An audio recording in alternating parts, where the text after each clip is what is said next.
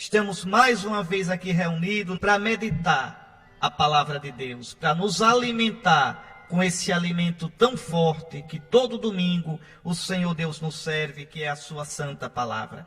Nós estamos já às portas do Natal, estamos às portas. Essa semana que agora nos joga diretamente no mistério do Natal do Senhor.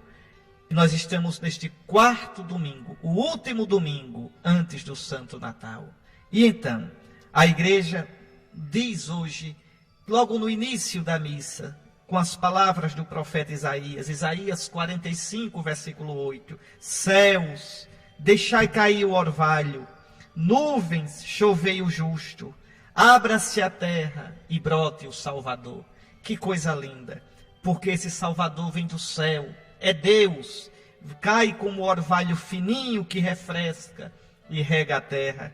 Esse Salvador é Deus, que chove como a chuva fecunda, mas esse Salvador também é homem. Por isso, abra-se a terra, abra-se a humanidade e brote o Salvador. Jesus, nosso Senhor, é a segunda pessoa da Trindade, verdadeiro Deus, mas também é verdadeiro homem. Pois, hoje, nesse último domingo, toda a nossa atenção se volta para Nossa Senhora. Nossa Senhora, aquela que acolheu o Cristo no seu ventre e o deu ao mundo. Bom, meus irmãos, então um feliz término de Advento, uma feliz Semana Santa do Natal. Muito bem, meus irmãos, essa leitura é tão conhecida de todos vocês. É a profecia sobre o Messias mais conhecida do Antigo Testamento. Vamos entender um pouquinho o que se passou aqui. Nós estamos no século VIII a.C. e estava havendo uma guerra. Lembre que o povo de Deus, naquela época, estava dividido. É danado, não é? O pecado sempre divide. O povo de Deus, o povo de Israel, estava dividido em dois reinos. Preste bem atenção. Eu já disse isso aqui algumas vezes para vocês. O reino do norte chamava-se Reino de Israel. A capital era a cidade de Samaria. O reino do sul chamava-se Reino de Judá, a capital, Jerusalém. Os reis do reino do norte mudavam o tempo todo, porque era na briga. Era o general que vencia general e se tornava rei. No reino do sul, Jerusalém, a capital, o rei era sempre um descendente de Davi. Era dali que nasceria o Messias, descendente de Davi, como Deus tinha prometido a Davi.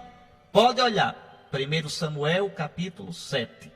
Deus diz a Davi que nunca faltaria um rei no seu trono, um descendente dele, como rei de Israel. E daí viria o Messias. Pois nós estamos aqui no século VIII a.C. E o que acontece? O reino do norte juntou-se com um reino pagão, o reino dos arameus, para derrubar o rei de Jerusalém. Na época era o rei Acais. Não era boa coisa não, viu? Davi tinha uma descendência que não valia nada. O que teve de rei ruim em Israel, olha, Acais, Manassés e outros mais. O rei melhor que Israel teve depois de Davi foi o rei Josias. Mas esse coitado morreu logo. Então, resumindo, o rei do reino do norte e o rei de Arã querem derrubar o rei de Jerusalém, descendente de Davi, o rei Acais. Aí Acais, que não era lá grande coisa, nem era piedoso, se pela de medo. E o que é que ele pensa? Vou pedir ajuda ao Egito, a um país pagão. Aí então Deus manda que o profeta Isaías vá até o rei Acais. E o que é que Isaías vai dizer? Isaías vai dizer: rei Acais, escute o que diz o Senhor. Tome as suas providências, mas não tenha medo desses dois tições fumegantes, o rei de Samaria e o rei de Arã. Não tenha medo.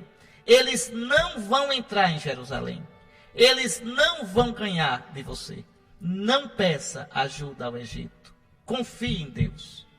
O que é que Acais faz? O que é que você faria? Você sozinho, com um exército pequeno, sabendo que dois reis poderosos, mais poderosos do que você, vêm atacar você. E chega um profeta doido e diz: olha, Deus manda dizer, confie, Tome as providências, mas não peça ajuda ao Egito. O Egito era como os Estados Unidos da época. Eram fortes. E Deus não queria conversa com o Egito, porque senão podia influenciar com o paganismo, com a idolatria, influenciar o povo de Deus. Aí o que é que Acais faz? Acais, vocês escutaram na leitura. Acais é cínico. Acais é malandro. O que é que ele faz? Ele, ao invés de ser sincero com o profeta, dá uma de santo, dá uma de piedoso. Veja, ele diz, não, olhe, fica assim, né? Em dúvida, querendo pedir ajuda. Aí quando o profeta vê que Acais não tem fé, diz, Acais, assim fala o Senhor, pede um sinal que provenha das profundezas da terra ou das alturas do céu. Pede um sinal a Deus. Deus vai te dar um sinal de que Ele vai te proteger. Tu não precisas pedir ajuda ao Egito.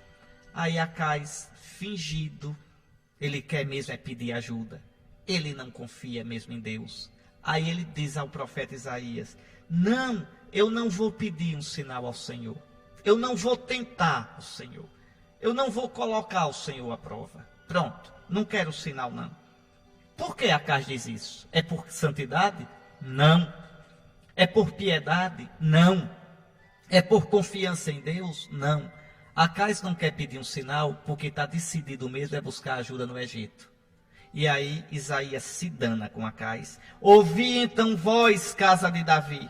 Será que achais pouco incomodar os homens e passais a incomodar até o meu Deus? Pois bem, o próprio Senhor vos dará um sinal. Eis que uma virgem conceberá e dará à luz um filho e lhe porá o nome de Emanuel. Então, Acais é cínico. Acais diz que não quer pedir o sinal, porque na verdade quer fazer do jeito dele, quer ir buscar ajuda no Egito. E aí então Deus dá o sinal.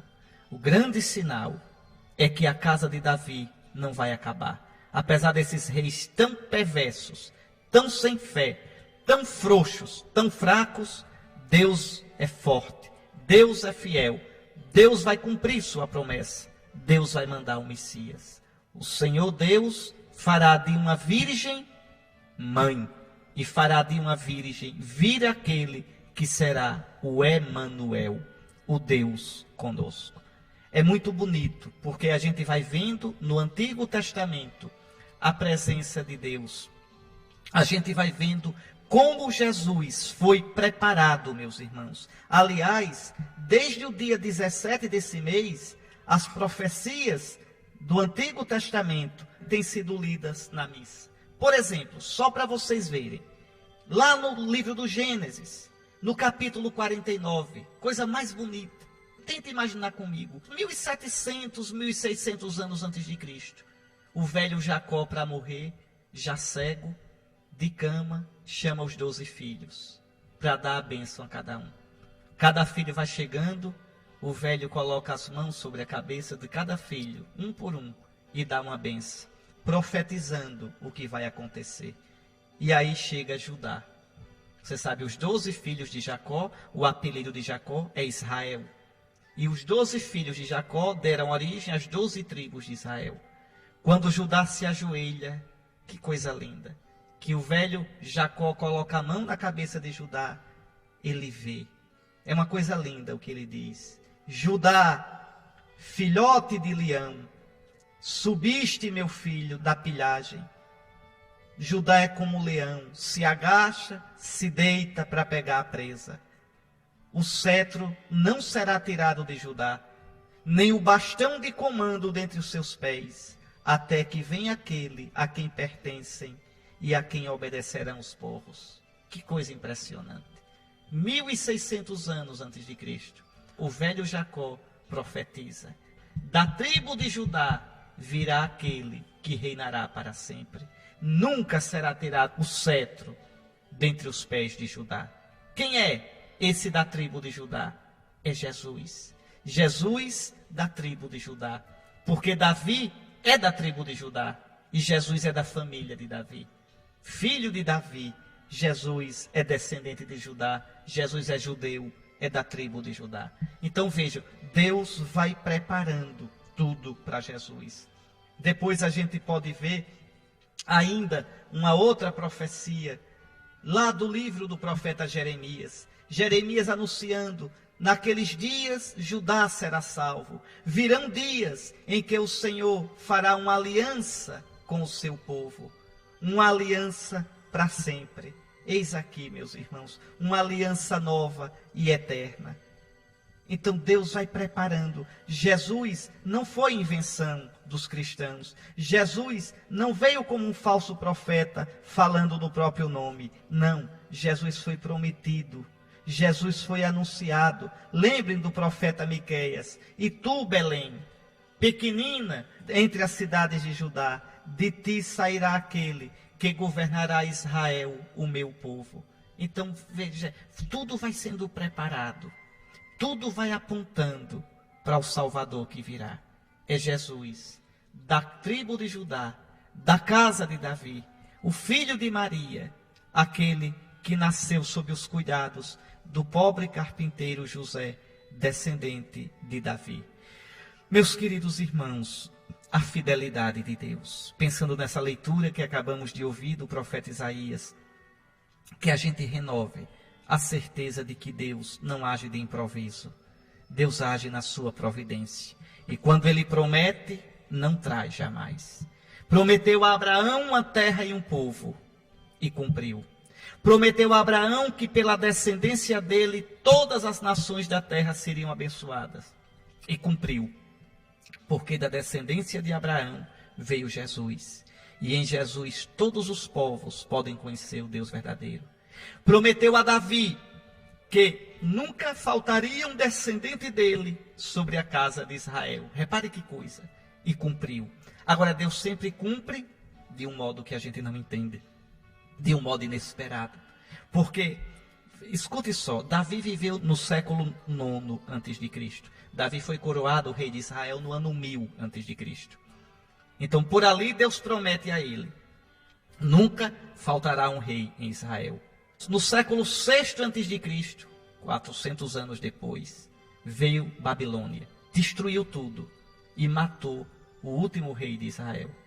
Matou Sedecias e levou preso Joaquim, os dois últimos descendentes de Davi que foram rei.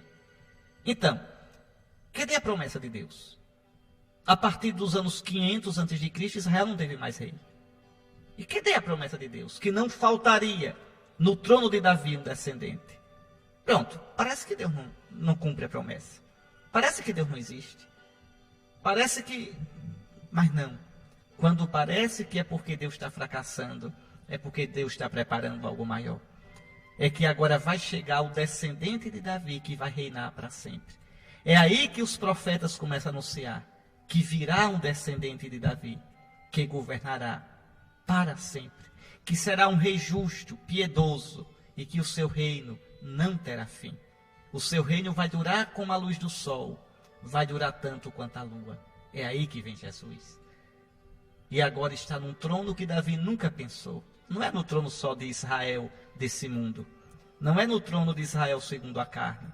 É num trono acima de todas as criaturas. Num trono que é maior do que o céu e do que a terra. Está aí, meus irmãos, a promessa de Deus. A gente nunca esqueça, quando Deus promete, não trai jamais. Ainda que pareça que Ele se esqueceu da gente. Ainda que pareça que Ele não cumpre a sua promessa. Cumpre sim, porque o nome dEle é fidelidade, o nome dEle é amor. Então, a Virgem conceberá e dará à luz um filho, e lhe porá o nome de Emanuel, Deus conosco. Um Deus que está próximo de nós. Não é Deus longe de nós. Não é Deus sem nós. Não é Deus contra nós. É Deus conosco. Para que nós, para que eu, para que você estejamos com Deus.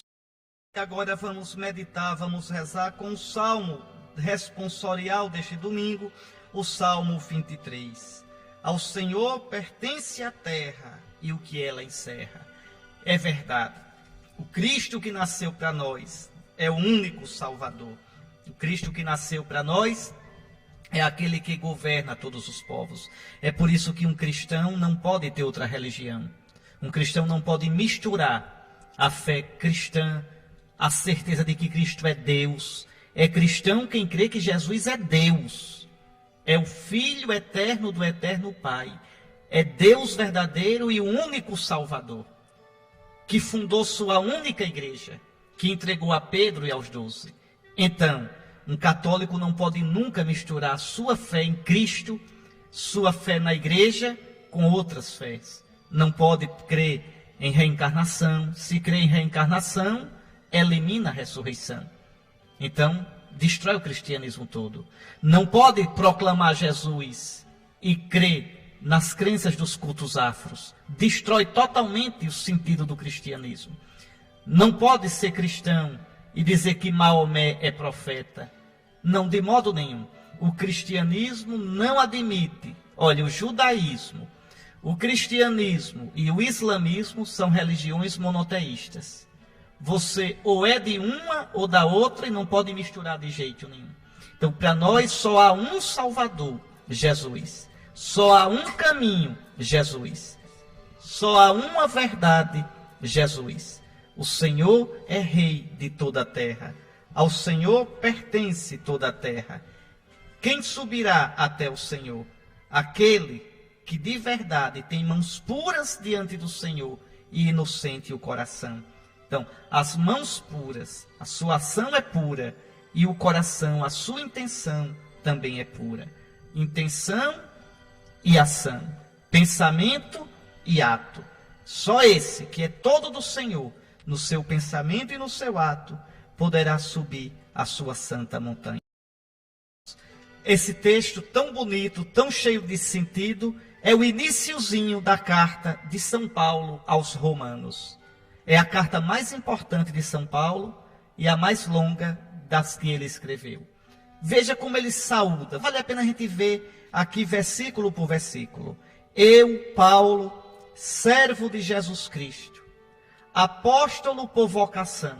Ou seja, ele não se escolheu para ser apóstolo. Tem muita gente aí que se chama de apóstolo por conta própria, né? Virou uma brincadeira isso, a casa da Noca. Todo mundo samba, todo mundo toca, né? Tem tanto bispo aí que se autodiz bispo, se autoproclama apóstolo, apóstola, se autoproclama missionário, missionária. Não, não. Paulo, apóstolo por vocação, ou seja, apóstolo por chamado.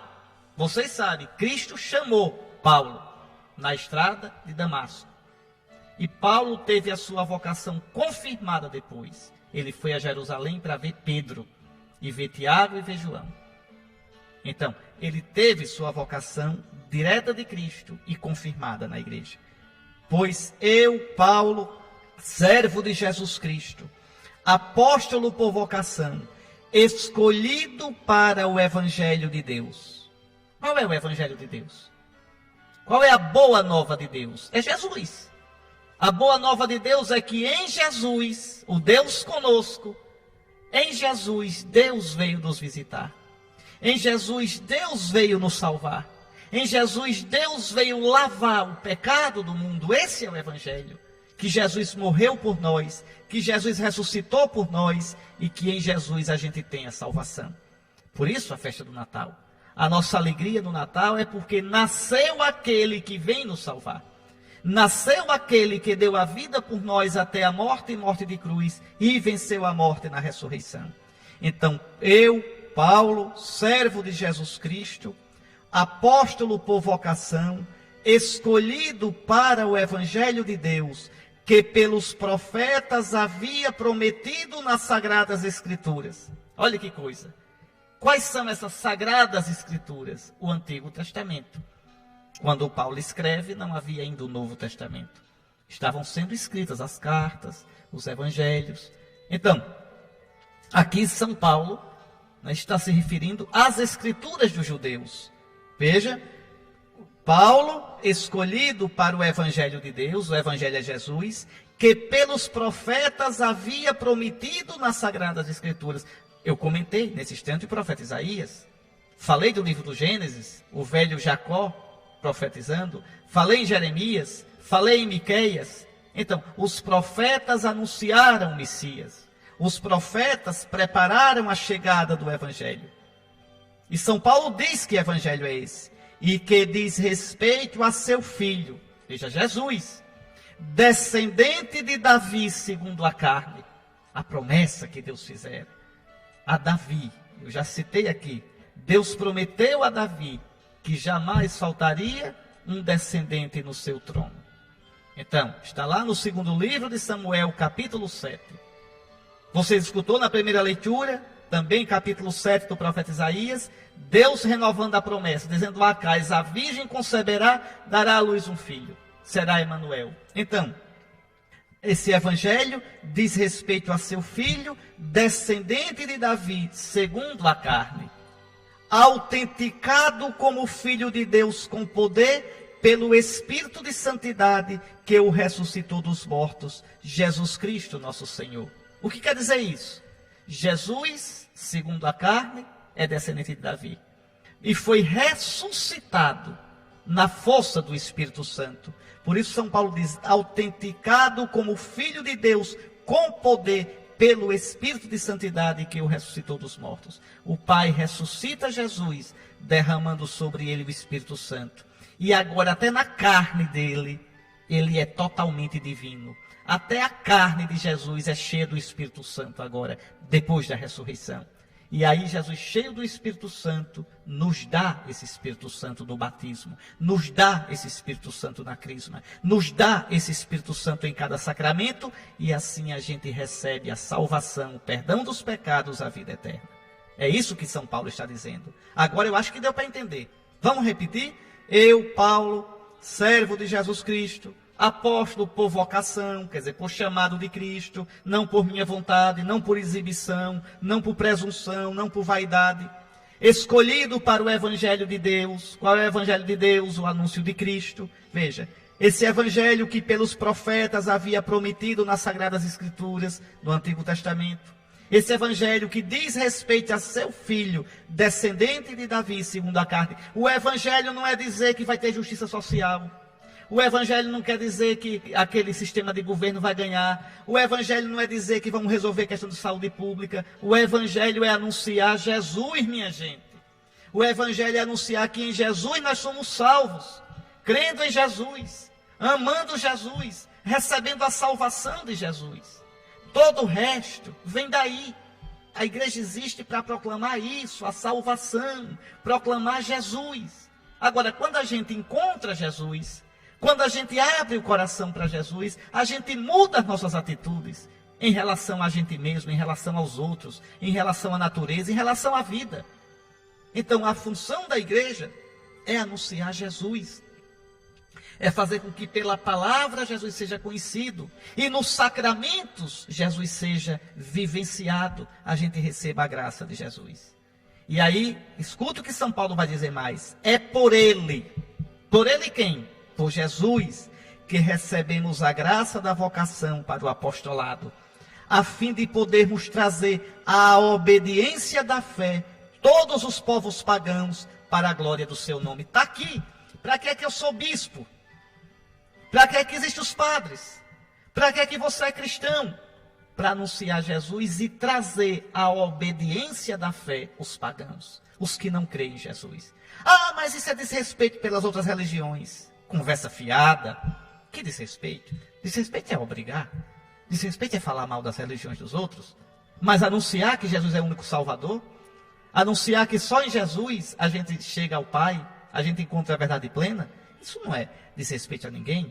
Isso é anunciar a verdade que a gente recebeu, é anunciar a alegria que a gente experimenta em Jesus. Então, a igreja, os cristãos, os bispos, os padres, o Santo Padre e o Papa, temos como primeira obrigação a anunciar Jesus. E anunciar sem medo, dizer sem medo, dizer sem meias verdades, Jesus é o único Salvador.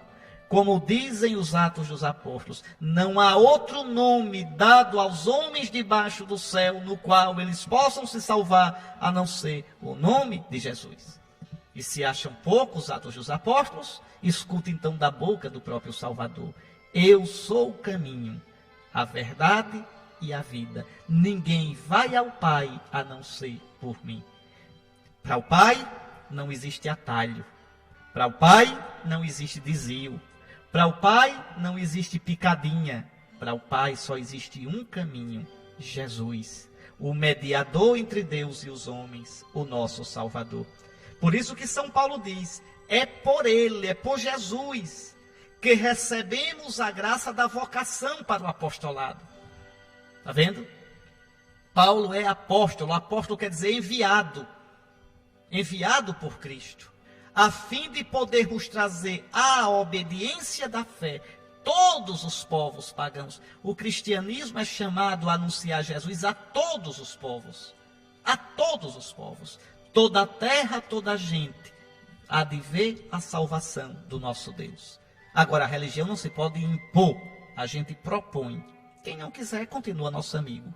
Mas o dever nosso é anunciar e trazer a obediência da fé. Essa expressão é uma expressão difícil, viu? Complicada. Eu não posso dizer que creio em Jesus do meu jeito. Eu não posso dizer que creio em Jesus tendo a minha vida do meu jeito. Não. Crer em Jesus exige que eu entre na obediência a Ele.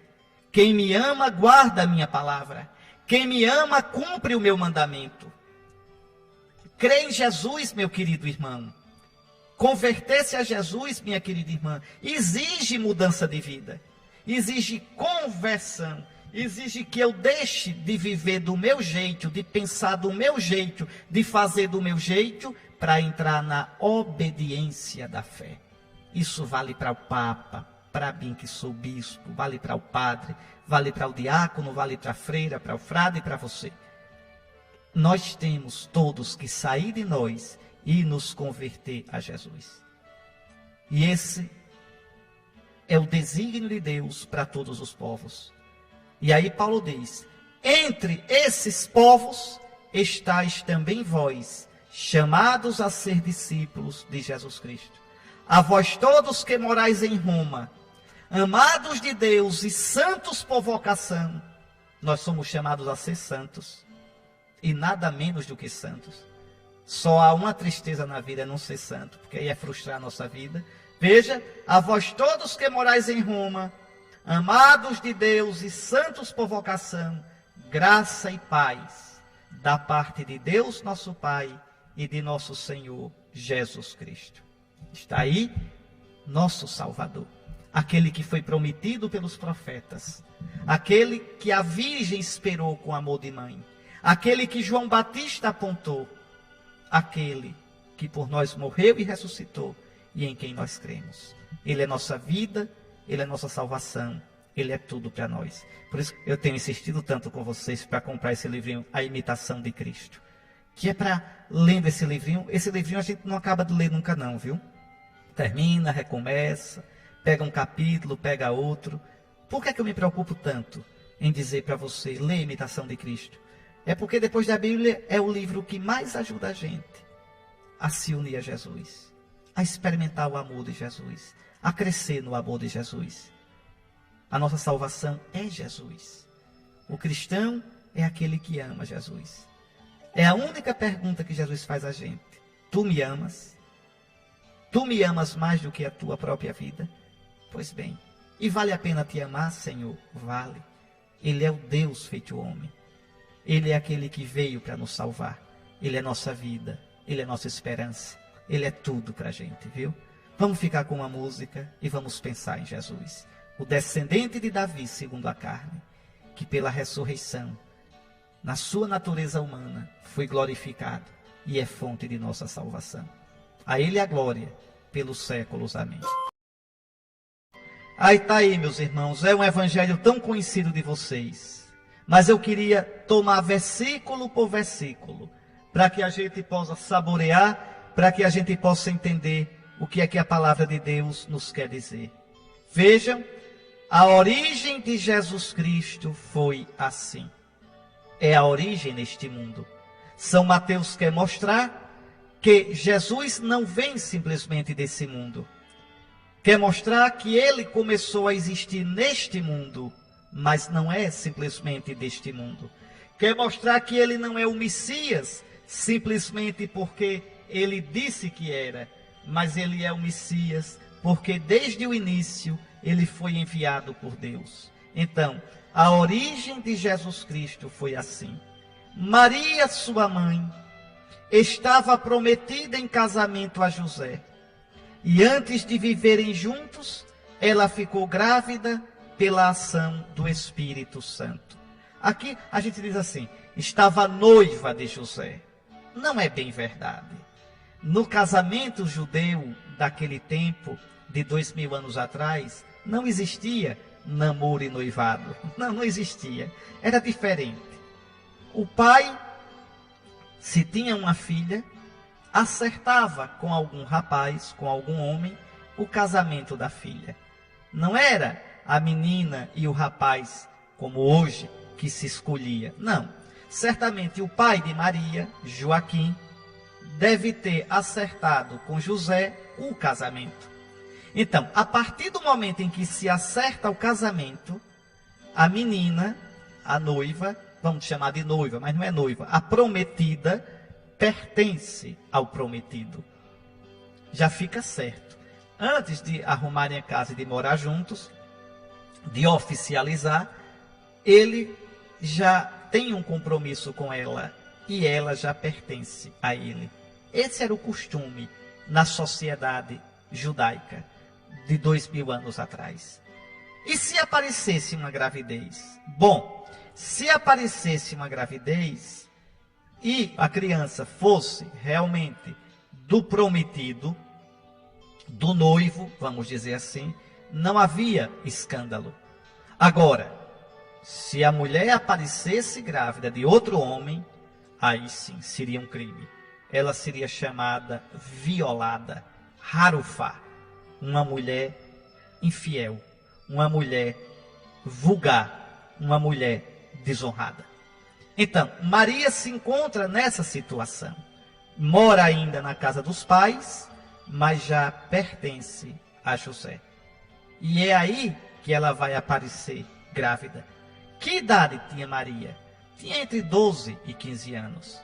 As mulheres daquela época, como no interior nosso, até pouco tempo atrás, as mulheres casavam cedo. Cedo davam à luz, cedo eram mães. Lembre que a expectativa de vida era muito curta. Jesus morreu com 30 anos. A gente diz, morreu tão jovem. Não, naquela época as pessoas viviam, quando muito, 60 anos, 50, 60 anos. Alguns, claro, viviam mais, 70, 80, mas isso aí eram exceções. As doenças, tipo de alimentação, tudo isso debilitava a vida humana. Então, Maria devia ter entre 12 e 15 anos. E antes de viver junto com o seu José, ela ficou grávida, diz São Mateus, pela ação do Espírito Santo. É interessante, se você lê a origem de Jesus no Evangelho de Lucas, Lucas conta a história olhando Maria. Mateus conta a história a partir de José, olhando José. Observe que nesse evangelho de hoje, Maria não dá uma palavra. Não dá. O assunto é com José. Então, Maria, a esposa de José, achou-se grávida por obra do Espírito Santo. É obra de Deus. José, seu marido, não é seu noivo, seu marido. Tá certo? Não mora com ela ainda, mas é seu marido. José, seu marido, era justo e, não querendo denunciá-la, resolveu abandonar Maria em segredo. Esse versículo não é fácil de entender, não. Precisa uma explicação. Primeiro, o que significa que José é justo? Significa que José é cumpridor da lei de Deus. Na Bíblia, justo é primeiramente o homem que cumpre os preceitos. Cumprir os preceitos quer dizer cumprir a justiça da lei. Então José é desses homens piedosos, é desses homens observantes da lei, é desses homens que procura viver segundo os preceitos de Deus. Ainda hoje, entre os judeus, nós encontramos homens assim. Em geral, esses homens andam com a cabeça coberta, ou com o quipá. O quipá é como o solidel do bispo, esse chapeuzinho que o bispo usa. O judeu também usa o quipá, é para cobrir a cabeça, ou então usa um chapeuzão, mas sempre cobre a cabeça. Por que o judeu cobre a cabeça? para dizer: eu estou debaixo do preceito, eu vivo debaixo dos preceitos de Deus, eu sou justo. Então isso é a mentalidade dos judeus. José era um homem assim. José era um homem justo. José é um cumpridor dos preceitos. Aí diz, olha, José, seu marido, era justo. E não querendo denunciá-la, resolveu abandonar Maria em segredo. Aqui, esse versículo tem realmente um mistério muito grande. O que se passa na cabeça de José? José vê sua esposa grávida. Sabe que o filho não é dele. Então, José não podia mentir. Sendo justo, sendo um cumpridor do preceito, se a sua mulher traiu, se a sua mulher arrumou um filho com outro, José não deve esconder isso. Por outro lado, parece aqui, olha, parece muito bonito que José amava Maria. José acreditava em Maria, não querendo denunciá-la, resolveu abandonar Maria em segredo. Coitado de José, está num aperto danado. Por um lado, vê a mulher grávida, sabe que aquele filho não é dele. Imagine quanto sofreu por isso, quanta angústia. Por outro lado, não quer expor Maria à ignomínia, à humilhação e à vergonha pública, denunciando, porque ele podia levá-la diante do rabino e dizer: rabino, esta mulher me foi dada em casamento, me foi prometida pelo pai, e agora está grávida e esse filho não é meu. Eu venho aqui para repudiá-la. Ela é violada, ela é adúltera. Então veja, José não quer expor Maria a isso. No fundo, José ama Maria. No fundo, José crê em Maria. Mas as evidências estão ali. Ela está grávida e o filho não é dele. Você pode perguntar aí: ô Dom Henrique, por que ele não perguntou a ela? Não era tão fácil? E é. Uma coisa dessa é fácil de perguntar.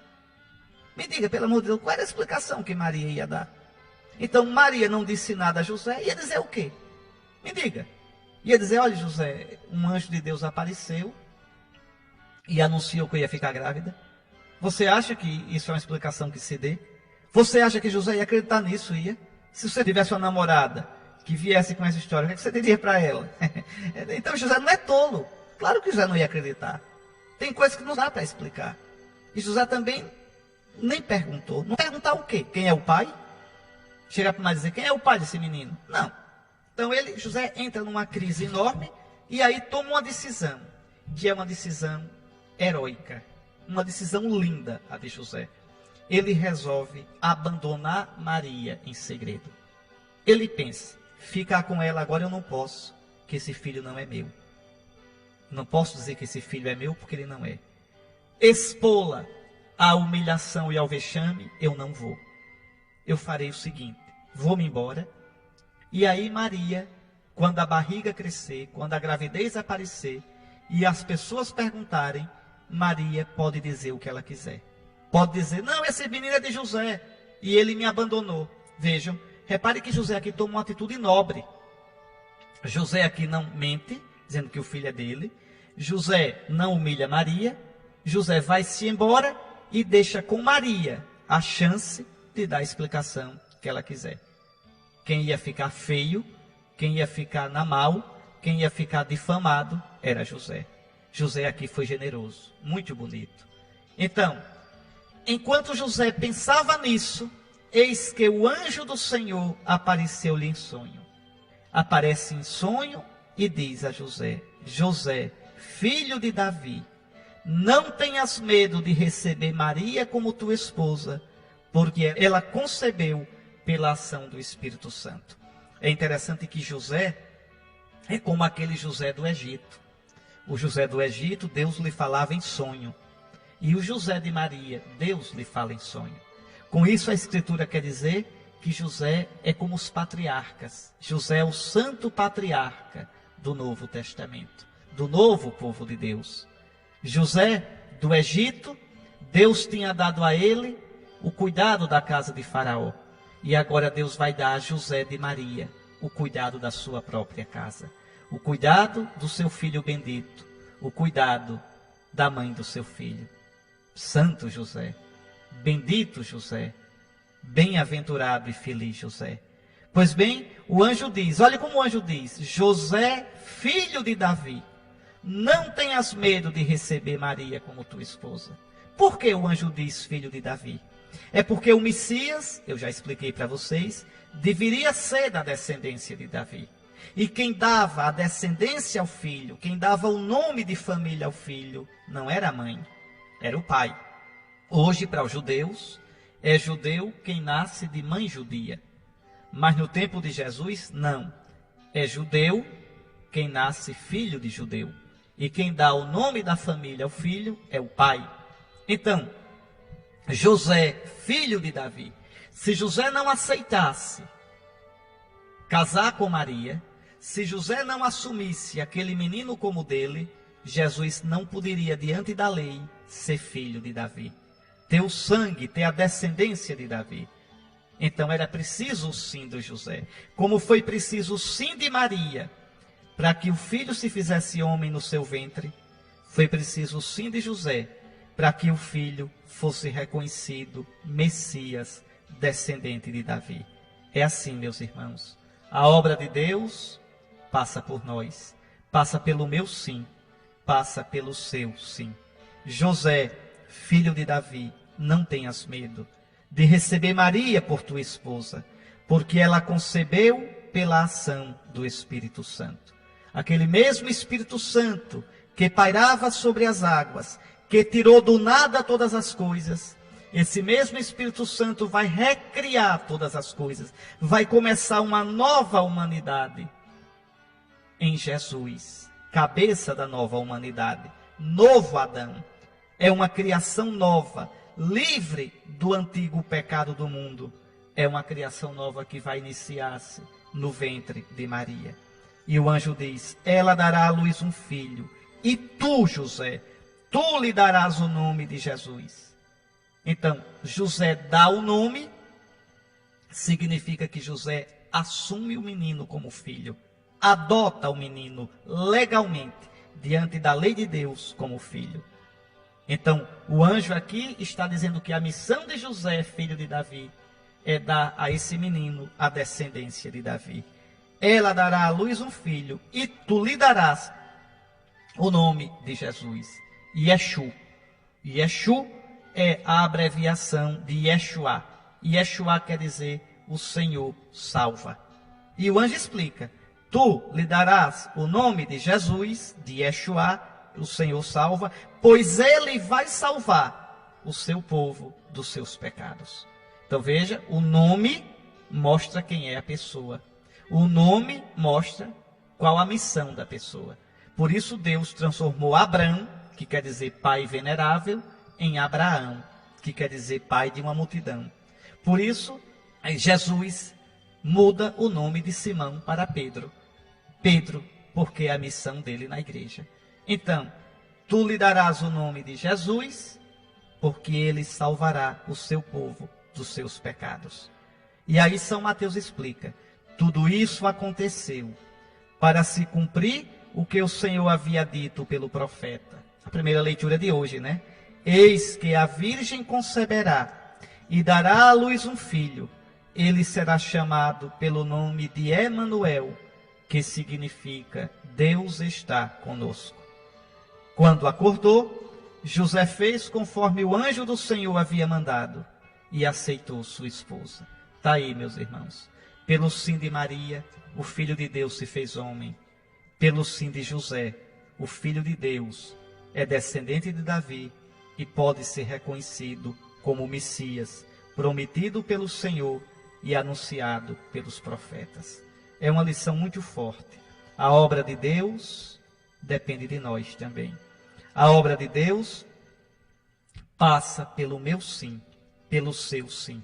Quando eu digo não a Deus, Deus leva adiante o seu plano, mas eu atrapalhei.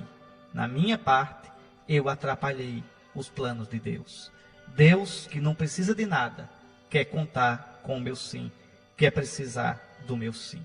Interessante que a igreja, nesses dias da Semana Santa do Natal, reza assim: predito por todos os profetas, esperado com amor de mãe pela Virgem Maria, Jesus foi anunciado e mostrado presente no mundo por São João Batista. O próprio Senhor nos dá a alegria de entrarmos agora no mistério do seu Natal, para que sua chegada nos encontre vigilantes na oração e celebrando os seus louvores. Pois, desde já eu desejo a você de todo o coração um Santo Natal. Diga sim a Nosso Senhor, como Maria, como José. Deixe que Jesus entre realmente no seu coração. Deixe que seu coração se encha de luz, que seu coração se encha da paz de Cristo e que você se torne para os outros um sinal do Salvador que vem. Se não se confessou ainda nesse advento, se confesse. A gente tem, viu, minha gente, umas coisas tão bonitas nos nossos padres. Às vezes a gente fala mal dos padres, não é? Os padres têm suas fraquezas, mas também tem tanta coisa bonita. Um padre me disse que confessa o povo de noite, porque é a hora que o pessoal não está trabalhando, às vezes vai até 1 da manhã confessando. E não é de vez em quando, não é toda semana. Que coisa bonita, que coisa bonita. Então procure se confessar, tá certo? Para realmente celebrar o Natal. Vá à missa ou de meia-noite, né, a missa da noite, ou a missa do dia do Natal. Mas vá com o coração. Vá deixando que realmente o Senhor entre na sua vida. Abençoe-vos o Deus Todo-Poderoso, Pai, Filho e Espírito Santo.